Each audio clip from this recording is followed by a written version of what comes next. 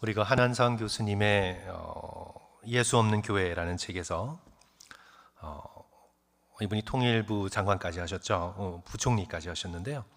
그 독실한 기독교 집안에서 자란 분이신데 예수 없는 교회라는 책에서 1980년 당시 내란 음모 사건에 연루되어서 서대문 교도소에서 옥고를 치렀을 때의 일을 기록하고 있습니다. 제가 오래전에 성도들께 소개해드린 것 같은데요.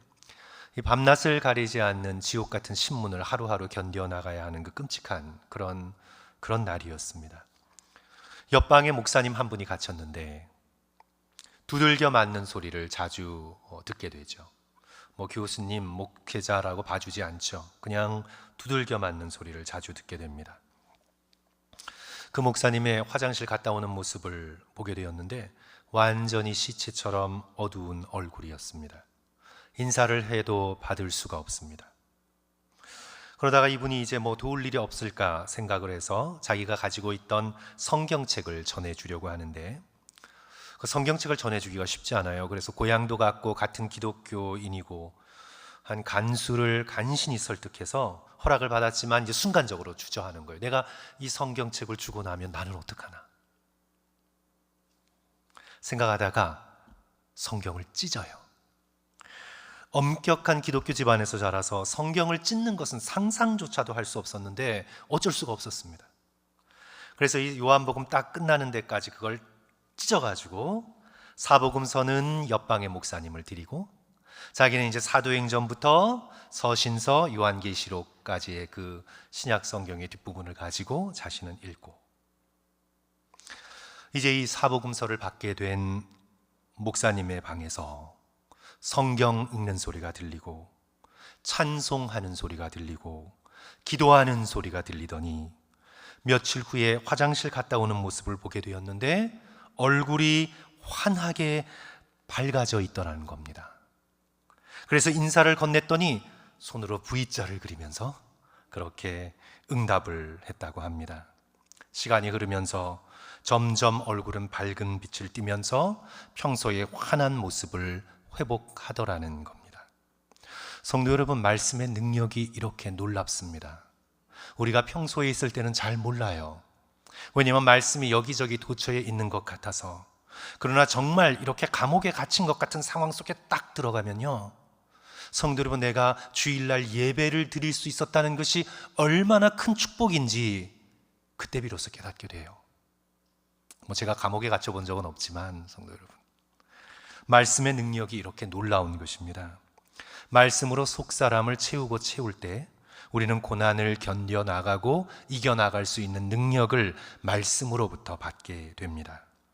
올 2025년 한 해 우리 말씀으로 인도받아 빛 가운데 걷는 한 해, 이렇게 표어로 정했는데 저와 우리 성도들이 앞서 예로 말씀드린 것과 같이 말씀의 능력을 체험하는 한 해가 되시기를 주님의 이름으로 간절히 축원합니다. 우리가 앞서 말씀드린 목회자처럼 감옥에 갇힌 것은 아니지만 때로 갇힌 것 같은 답답함을 느낄 때가 우리 인생을 살면서 많이 있습니다. 예상치 못하게 다가오는 인생의 문제들이 있지 않습니까? 건강의 문제들, 자녀의 문제들, 경제적인 문제들, 벗어나고 싶으나 벗어나지 못하는 답답함의 시간들이 있습니다. 그런데 그때에 우리가 말씀을 붙들면 이 목회자처럼, 이 목사님처럼, 고문받고 있었던 이 목사님처럼 말씀을 붙들면 우리로 하여금 V자를 그릴 수 있는 그런 능력을 얻게 됨을 믿을 수 있는 저와 여러분이 되었으면 좋겠습니다. 우리 모두가 2025년 말씀이 주는 놀라운 은혜를 체험했으면 좋겠습니다. 말씀이 그저 읽으면 좀 딱딱한 말씀, 나는 그냥 좀 부드러운 마음의 터치를 원하는데, 이런 것이 아니라 이 말씀이 우리의 말씀을 터치하고 우리의 심령에 감동을 가져다 줄 수 있는 하나님의 살아있는 말씀으로 체험되었으면 좋겠습니다. 이 말씀이 3,000년 전, 2,000년 전 옛사람을 위한 그런 중동에 쓰였던 그런 고대의 그런 말씀이 아니라 지금 여기 21세기 미국의 땅을 살아가고 있는 바로 저와 여러분들을 위한, 우리 모두를 위한, 나 자신을 위한 말씀으로 우리가 받았으면 좋겠습니다. 오늘 본문의 여호수아도 지금 우리 가운데 있는 그 누구 못지않게 두려움을 느낄 만한 상황 가운데 처했습니다. 그의 인간적인 두 어깨로는 감당하기 힘든 큰 스트레스를 받는 상황 가운데 놓여 있었습니다. 이제 여호수아는 홀로 서야 합니다. 지금까지는 모세에 기대어 섰습니다. 모세의 명령을 의지했습니다. 모세의 판단을 의지했습니다. 모세의 지혜를 붙들고 살았습니다. 그러나 이제는 홀로 서야 합니다. 이스라엘의 그 뛰어난 영적인 지도자, 이스라엘을 애굽의 종살이에서 해방시킨 하나님의 종이자 40주 40야를 금식하여 시내산에서 얼굴과 얼굴을 맞대고 하나님으로부터 십계명을 비롯한 율법을 받은 하나님 말씀의 수여자인 모세, 지팡이 하나로 홍해를 가르고 온갖 이적을 일으킨 하나님의 능력에 종된 모세가 죽었습니다. 이제 여호수아는 홀로 서서 이스라엘 백성을 이끌어 가야 합니다. 이스라엘이 어떤 백성입니까? 광야에서 끊임없이 불평하고 불순종했던 백성입니다. 조그마한 어려움만 있으면 애굽으로 돌아가려 했던, 하나님의 약속의 말씀을 붙들지 못한, 목이 곧고 마음에 할례를 받지 못한, 무릎이 뻣뻣한 백성이었습니다. 그런 백성을 여호수아 홀로 이끌고 나아가야 합니다. 평탄한 길을 나가야 합니까? 아니요, 가나안 족속이 철병거를 가지고 안악자손이 기다리고 있는 그 땅으로 나아가야 합니다. 여호수아는 당연히 두려움을 느낄 수밖에 없었습니다. 그러나 하나님께서 어떻게 하십니까? 여호수아에게 말씀하십니다. 하나님께서 말씀으로 여호수아와 함께 하십니다. 성도 여러분, 우리 여호수아 1장 1절 우리 다 같이 한 목소리로 읽습니다. 여호와의 종, 시작. 여호와의 종 모세가 죽은 후에 여호와께서 모세의 수종자 눈의 아들 여호수아에게 말씀하여 이르시되, 모세는 죽었지만 하나님의 말씀은 여전히 역사하고 있습니다. 여호수아의 첫 장 첫 절은 하나님의 말씀으로 열리는 것입니다. 하나님께서 모세에게 말씀하셨던 것처럼 여호수아에게도 말씀하고 계십니다. 성도 여러분, 성경을 읽을 때 우리가 꼭 명심해야 될 것이 있어요. 바로 모세의 하나님, 여호수아의 하나님이 동시에 저와 여러분의 하나님이십니다. 여호수아의 하나님 따로 있고 모세의 하나님 따로 있고, 지금 나의 하나님은 너무나 작고 작은 하나님이 아니에요. 모세를 통해 역사하셨던 하나님, 여호수아에게 용기를 주셨던 하나님께서 바로 나의 하나님이 되신다는 거예요. 성도 여러분, 하나님은 변하지 않으세요. 그 시대에는 굉장히 크셨다가 이 시대에는 쪼그라드는 그런 하나님이 아니세요. 우리의 하나님은 어제나 오늘이나 내일이나 동일하신 하나님입니다. 제임스 패커가 하나님을 아는 지식에서 성경에 기록된 수천 년 전의 사건들, 우리 현대인과 도무지 아무 상관이 없을 것 같은 문화적인 풍속들, 그리고 잘 이름조차 알지 못하는 옛 민족들과의 전쟁 이야기들이 오늘날 21세기를 살아가고 있는 우리와 무슨 상관이 있는가라는 질문을 던질 때, 이 성경에 기록된 여러 가지 이야기들, 이름들, 지명들 너무나 생소해서 이것은 옛날 이야기지, 나와 우리와 지금 21세기 이 AI 시대를 살아가고 있는 우리에게 이게 도대체 무슨 상관이 있냐고 질문을 할 때 제임스 패커의 대답은 바로 이것입니다. 하나님은 동일하시다. 그때 역사하셨던 하나님이 지금도 역사하시는 하나님이시다. 이 시대에 하나님께서 어떻게 역사하셨는가를 살펴보면 오늘날에도 하나님이 어떻게 역사하고 계신가를 살펴볼 수 있고, 이 시대에 하나님의 성품이 어떻게 계시되었는가를 살펴보면 지금도 하나님께서 어떤 마음으로 믿음의 백성들을 대하고 계시는가를 알 수 있는 거예요. 모세의 하나님이 지금 저와 여러분의 하나님이고, 여호수아의 하나님이 지금 저와 여러분의 하나님입니다. 모세에게 말씀하셨다면 오늘 우리에게도 말씀하실 수 있어요. 성도 여러분, 우리가 그것을 부인하면 안 돼요. 여호수아에게 나타나 말씀을 주셨다면 오늘 우리에게도 기록된 말씀을 통해, 찬양을 통해, 때로는 그냥 가만히 있었던 순간들을 통해서도 하나님께서는 들어오셔서 우리에게 확신의 말씀을 주실 수 있음을 믿어야 합니다. 사랑하는 성도 여러분, 하나님이 우리에게 말씀하실 때 우리에게 거시는 기대가 무엇일까요? 하나님은 우리에게 말씀하고 싶어 하시는데 우리에게 그렇게 말씀하실 때 우리가 어떤 자가 어떤 마음으로 우리가 말씀을 받기를 기대하고 계실까요? 성도 여러분, 올 한 해 우리가 성경을 읽으면서 이 말씀에 집중하여 성경을 일독할 때 우리가 어떤 마음으로 어떤 기대를 가지고 이 성경책을 읽어 나가야 할까요? 첫째로 하나님의 말씀을 약속의 말씀으로 붙들어야 합니다. 성도 여러분, 하나님의 말씀을 내게 주시는 약속의 말씀으로 붙들어야 합니다. 하나님께서 여호수아에게 가나안 땅으로 나아가라 말씀하신 후에 그에게 약속을 확인시켜 주십니다.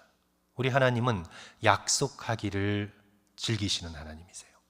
하나님께서는 명령을 주신 다음에 약속을 주십니다.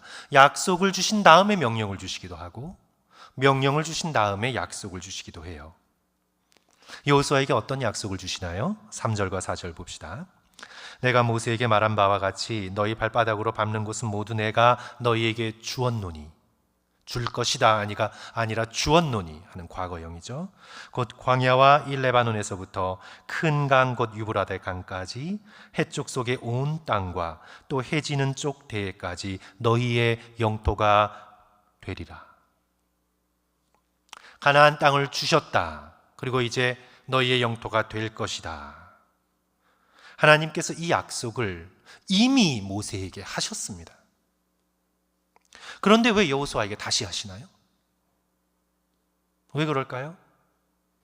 여호수아가 모세에게 주신 하나님의 약속을 자기의 약속으로 받아야 하기 때문에, 모세에게 주신 약속은 모세가 그 믿음을 가지고 자기에게 주신 약속으로 받아야 하고, 이제 여호수아는 하나님의 이 약속을 자기에게 주신 약속으로 받고 믿어야 하기 때문에, 그냥 우리 조상에게 주신 약속, 위대한 지도자 모세에게 주신 약속, 그런 약속이 아니라 그 약속을 나에게 주신 약속으로 받고 믿어야 하기 때문에, 사랑하는 성도 여러분, 성경을 읽으면서요, 하나님께서 약속을 주실 때 그 약속을 나의 약속으로 받고 믿고 주장할 수 있어야 합니다. 그럴 때 이 말씀이 살아있는 능력이 되어 우리 삶 속에 역사할 수 있습니다.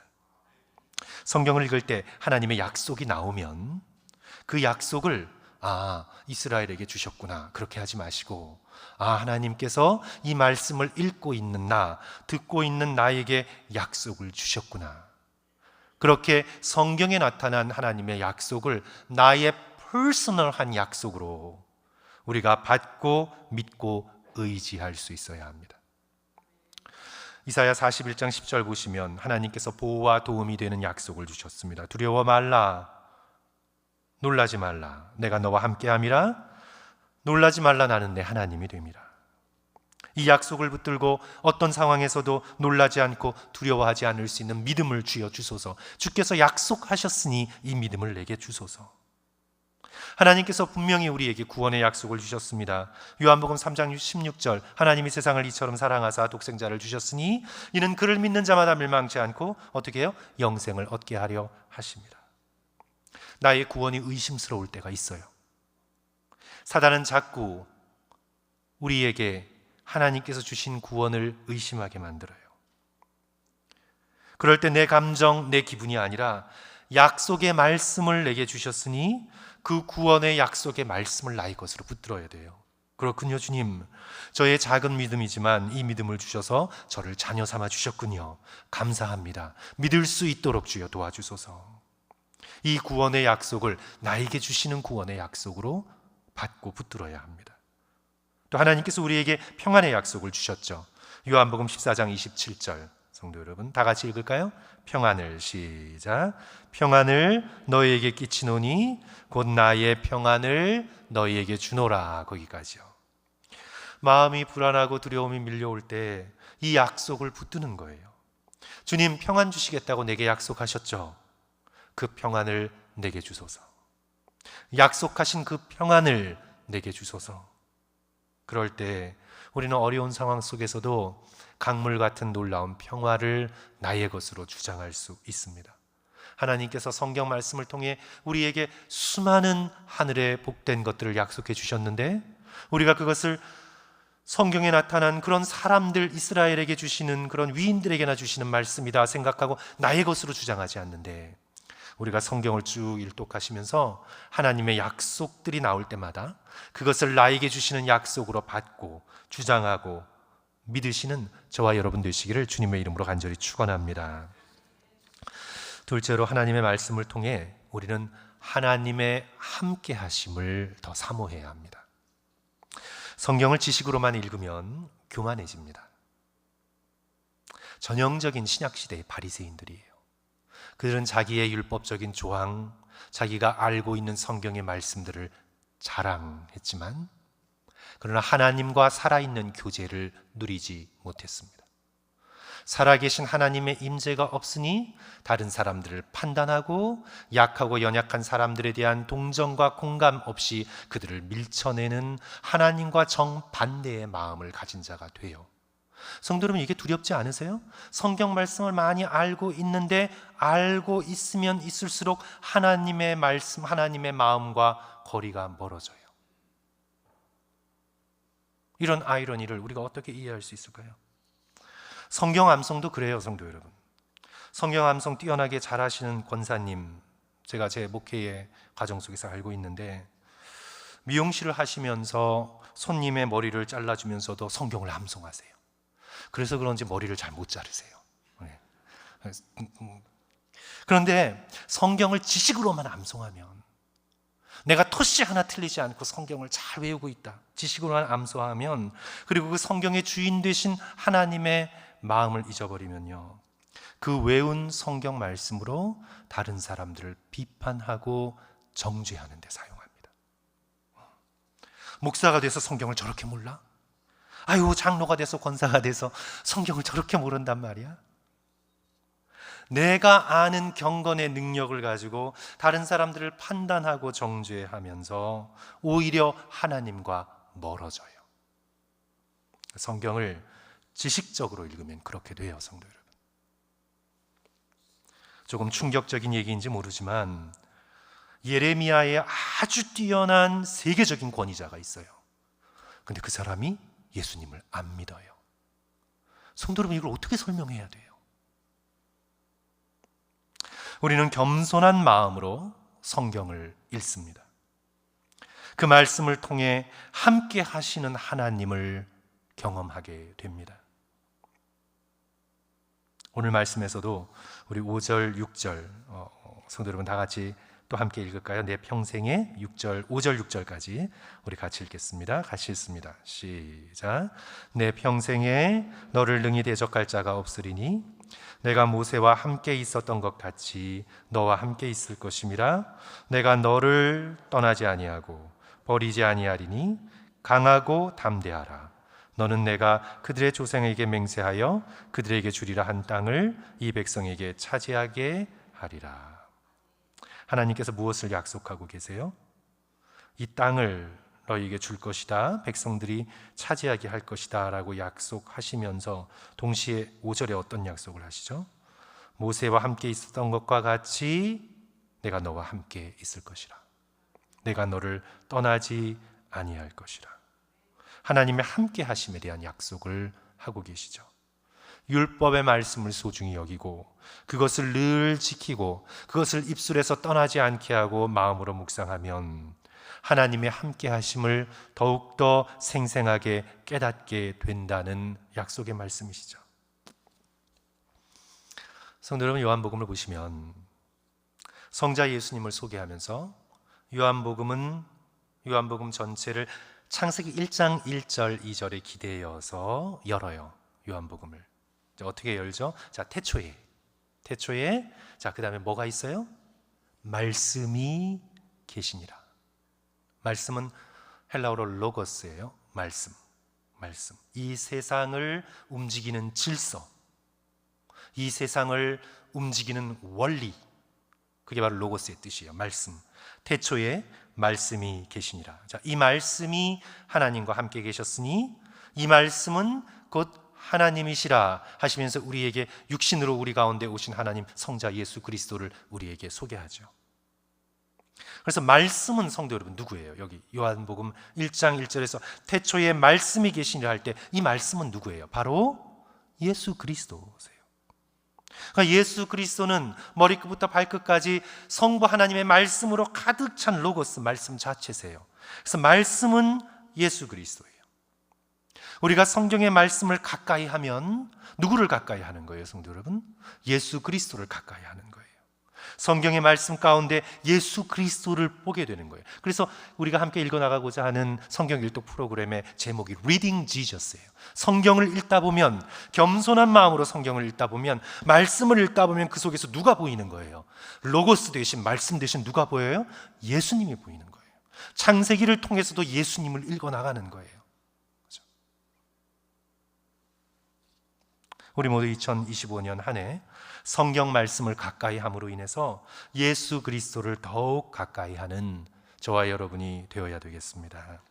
이제 셋째로요, 하나님의 말씀을 읽으면서 성도 여러분 그 말씀을 우리의 마음에 담아두어야 합니다. 말씀을 마음에 담아두어야 합니다. 우리 또 7절 8절 같이 읽습니다. 오직 강하고, 같이 읽겠습니다. 시작. 오직 강하고 극히 담대하여 나의 종 모세가 내게 명령한 그 율법을 다 지켜 행하고 우로나 좌로나 치우치지 말라. 그리하면 어디를 가든지 형통하리니 이 율법책을 내 입에서 떠나지 말게 하며 주야로 그것을 묵상하여 그 안에 기록된 대로 다 지켜 행하라. 그리하면 내 길이 평탄하게 될 것이며 내가 형통하리라. 우리 8절에서 강조하는 것이 이 율법책을 내 입에서 떠나지 말게 하며 주야로 그것을 어떻게 해요? 묵상하라. 묵상하라. 그런데 이제 우리가 묵상하다라고 할 때는 묵이 침묵의 묵자잖아요. 그러니까 그냥 조용히 말하지 않고 가만히 생각한다라는 뜻으로 오해할 수가 있어요. 그런데 히브리어 하가라는 동사는 그냥 우리가 오늘날 meditate 하는 것처럼, contemplate 하는 것처럼 그런 묵상을 의미하는 단어가 아니고, 이 하가라는 동사는 소나 양이나 염소가 되새김질하는 것 같이 되새김질하다라는 뜻이에요.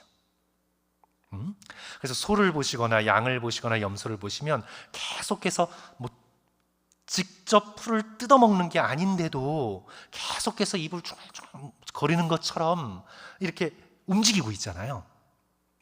강아지만 키워보셔서 모르실 거예요. 움직이고 있어요. 네? 움직이고 있어요. 왜냐하면 자기 속에 담아두었던 것을 일단 뜯어서 담아두고 그 다음에 그것을 다시 위로 올려서 또 씹고 또 담아두고 또 씹고 되새김질을 하는 거죠. 완전히 되새김질을 하는 거예요. 그래서 여기서 묵상하다라는 뜻의 히브리어 하가가 바로 되새김질하다라는 뜻이에요. 일단 속에 넣었다가 다시 꺼내어서 씹고 또 맛을 보고 또 삼키고, 그렇게 해서 계속해서 말씀을 씹는 거예요.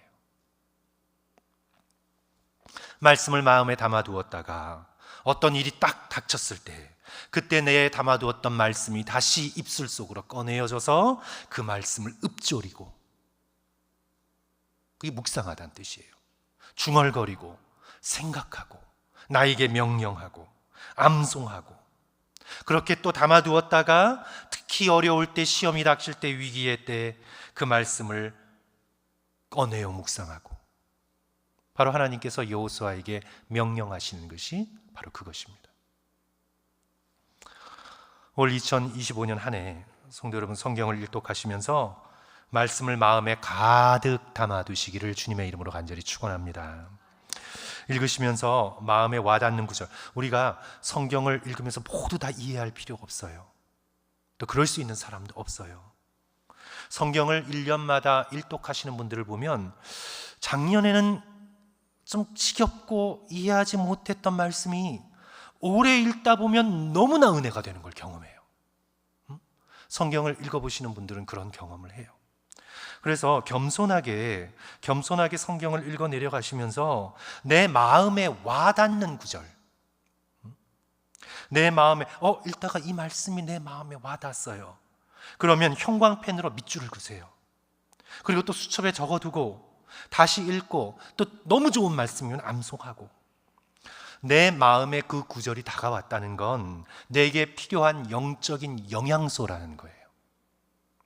그 말씀이 다른 많은 말씀에도 불구하고 이 말씀이 지금 이 순간에 내 마음을 터치했다는 건 내가 그 영양소가 필요하다는 뜻이에요. 동물들도 자기가 필요한 영양소를 본능적으로 알아요. 본능적으로 알아요. 제가 살던 캐나다는 겨울에 이 눈처리 때문에 골머리를 앓는데, 그래서 눈을 처리하는 방법이 뭐 차에다가 이렇게 체인을 해서 운전하라고 그렇게 할 수도 없어요. 체인도 잘 듣지 않아서 일단 눈이 오는 즉시 그냥 엄청난 소금으로 그냥 전 도로를 다 뿌려놔요. 소금, 그러니까 염화칼슘으로 완전히 도로를 다 뿌려놔요. 그래서 그냥 그래서 이 눈이 많이 오는 지역에서 차 밑이 그렇게 녹이 쉽게 쓰는 거예요. 완전히 염화칼슘으로 다 뿌려놔요.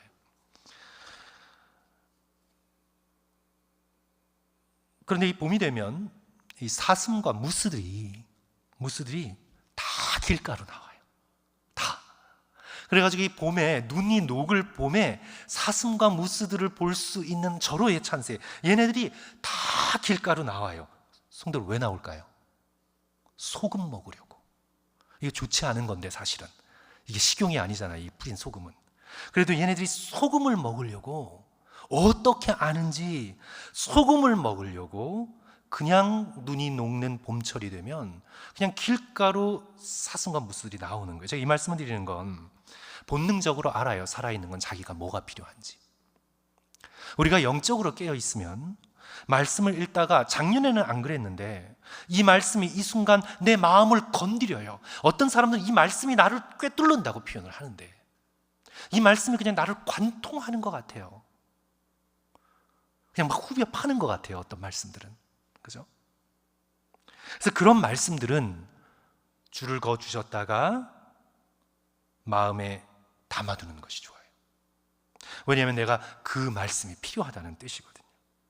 예를 들어 창세기를 쭉 읽는데 창세기 28장에서 꿈속에 나타나신 하나님께서 야곱에게 이런 말씀을 주세요. 28장 15절, 내가 너와 함께 있어 내가 어디로 가든지 너를 지키며 너를 이끌어 이 땅으로 돌아오게 할지라. 내가 내게 허락한 것을 다 이루기까지 너를 떠나지 아니하리라 하신 이 말씀이 내 마음에 확 다가온다면 내 영혼에 필요한 영양소예요. 그걸 먹어야 돼요. 소가 풀을 뜯어먹듯 성경을 뜯어먹어야 돼요. 성도 여러분, 또 이걸 막 또 뜯으려고 하지 마시고 진짜 성경을 소가 먹고 되새김질하고 되새김질하듯 그렇게 줄을 쳐두고 적어두고 암송하고 눈에 잘 띄는 곳에 기록해두고 그 말씀을 내 마음에 담아두어야 해요. 그러면 나중에 그 말씀이 정말 큰 힘을 발휘하고 저와 여러분의 마음과 영혼을 지켜줄 줄 믿습니다. 네, 성도 여러분, 잘 이해되지 않는 말씀도 마음에 담아둬야 돼요. 성경을 쭉 통독하다가 이해되지 않고 어려우면 그냥 읽으면서 넘어가세요. 잘 이해가 안 되면 그냥 읽으면서 이게 무슨 소리지? 좀 지루하네. 그리고 그러면서도 읽던지 듣던지 넘어가세요. 지금 이해 못한다 해도 때가 되면 언제 하나님께서 이해할 수 있는 은혜를 주세요.